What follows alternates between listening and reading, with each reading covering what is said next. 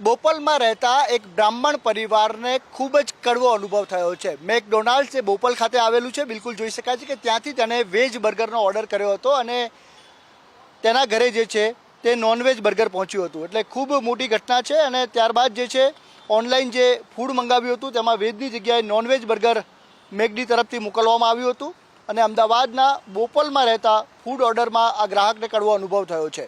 Online food delivery એપથી food માટે પહેલાં order કર્યો અને ત્યારબાદ ગ્રાહકે મેકડોનાલ્ડમાં રજૂઆત કરવા પણ પહોંચ્યો હતો। ત્યારે તેનું કહેવું છે કે મેકડોનાલ્ડ તરફથી તેની સાથે ઉદ્ધતાઈભર્યું વર્તન કરવામાં આવ્યું હતું અને શોપના સંચાલકોએ તેમની ભૂલ પણ સ્વીકારી ન હતી। કિચનમાં પણ વેજ અને નોનવેજ વસ્તુઓ સાથે રાખતા હોવાનું ગ્રાહકે આક્ષેપ કર્યો છે। મહત્વનું છે કે બ્રાહ્મણ પરિવાર છે, વેજ બર્ગરનો ઓર્ડર કરવામાં આવ્યો છે, તેમ છતાં અહીંથી જે છે મેકડી તરફથી નોનવેજ બર્ગર મોકલવામાં આવ્યું। ખૂબ ગંભીર ઘટના છે અને આ પ્રકારની જે ઘટનાઓ છે તેને લઈને બ્રાહ્મણ પરિવારમાં શોક જોવા મળી રહ્યો છે।